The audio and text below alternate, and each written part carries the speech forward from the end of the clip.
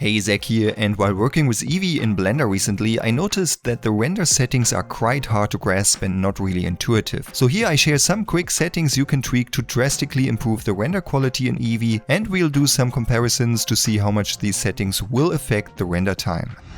So here I have this little low poly kitchen scene which I built for a course I'm currently working on. Let's hit numpad 0 to switch to the camera perspective, and let's disable the gizmos and the overlays so we have a clean view here. Then let's switch over to the rendered viewport shading, and in the render settings under render engine make sure Eevee is selected. Then you can see this looks kinda rubbish. We have some weird issues here, like on the glass for example, or the reflective surfaces. So the first thing you should do is to enable ray tracing. With one click, your scene will look so much better. We now have proper reflections, we have proper refraction here for these transparent materials, and we get indirect lighting, so the direct light from our light objects here will bounce off the different surfaces and will also light up other areas in our scene. However, this still looks a bit grainy and we have these weird artifacts, and also the shadow down here looks a bit noisy, so let's tweak some settings. But before we go into the ray tracing settings, let's have a look at sampling. First of all, we have viewport sampling and render sampling. Render sampling is for when we press F12 to render our image, and viewport is what we see live in the 3D viewport. With the samples, we can define the overall quality of our rendered image. So when I slowly increase the samples here, you can also see that the noise in our image will be less and less. Also up here, this area looks better, the shadow looks a bit better, and so on and so forth. So to define the overall quality, we should adjust the samples over here.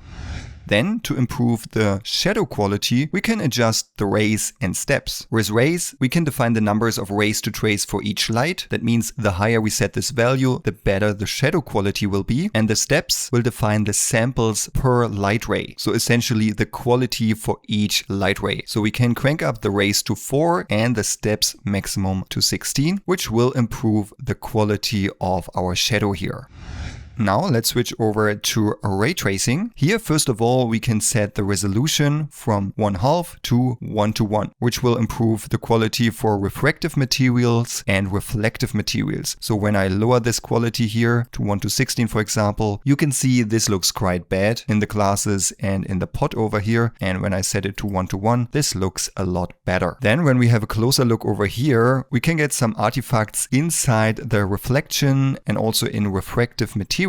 To improve this, you can play around with the thickness under screen tracing. So when you increase this, you usually get better quality for the reflection and refraction. So in my case, for this scene, a value of 1 meter should work fine. And lastly, here under fast GI approximation, we can adjust the settings for the indirect lighting. First of all, we can improve the resolution here by setting this to 1:1 as well. You can see the grain up here in these indirect lighted areas is much finer. However, we can improve this even more. We can also adjust the rays and steps, which is a similar setting as for the shadow here. We can increase the number of rays, maximum is 16, and then we can increase the steps per ray, so basically the quality per ray. When I crank this up to 64, then we have to wait a little bit until Blender finishes the calculation. Then you can see the quality up here looks a lot better.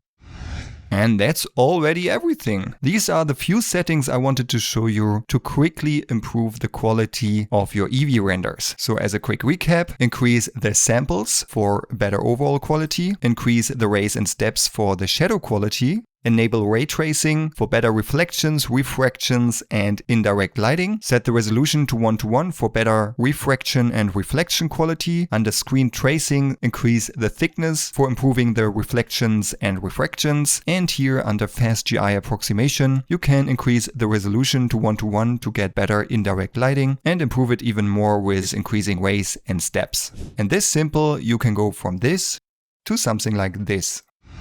Before we continue, let me show you our handy Blender hotkey sheet listing all important Blender shortcuts in one neatly organized PDF with a clickable menu to quickly find what you're looking for. It's updated with each major Blender release, and if you're still working with older versions, you will have access to a PDF archive going back to Blender 2.8. A grayscale print-friendly version is included as well. You can get it under cgboost.com/resources. Now, back to the video.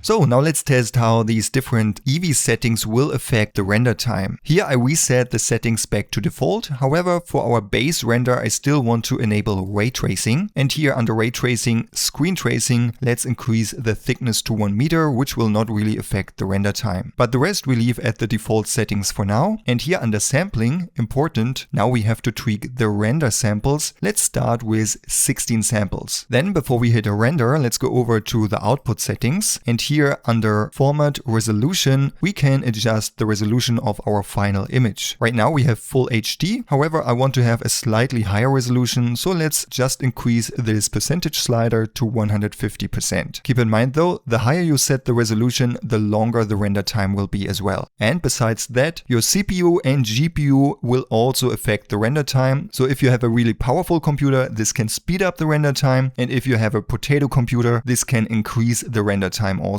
quite a bit. So keep this in mind while we are doing these test renders. Now, in order to render the image from our camera perspective, let's go up here to render and click render image or press F12. Now the image was rendered, and over here we can see this took 1.6 seconds. And if you're wondering why I don't have a window popping up to show the finished render, in the preferences, when you press Ctrl, under interface, editors, you can adjust the temporary editors. And here render in new window is set up by default, but I changed it to image editor. So the 3D viewport will be replaced by the image editor. And now with F11, we can swap between the 3D viewport and the image editor with the rendered image. So now to easily do some test renders and compare them with each other, we can use the render slots up here. So the first image was rendered in slot number 1, and then we can select another slot and adjust the settings over here and do another rendering. However, just naming these slot 1, 2, 3, 4 and so on and so forth does not really tell us what settings we used. So what we can do here while hovering above the image editor, let's press N, go to image, and then here we have more settings for these render slots. We can remove render slots, we can add render slots, we can clear the renders from these render slots, and when we double click, we can also rename these render slots. So let's call the first one samples 16, and then let's copy the name, double click, and second one 32. Third one 64 and fourth one 128. So I always doubled the samples count. So the first one is rendered. So let's go to the second one, increase the samples to 32 and press F12. Here we go, 3 seconds. Then let's go to the next one, 64, hit F12, nearly 6 seconds. And the last one here, 128, hit F12.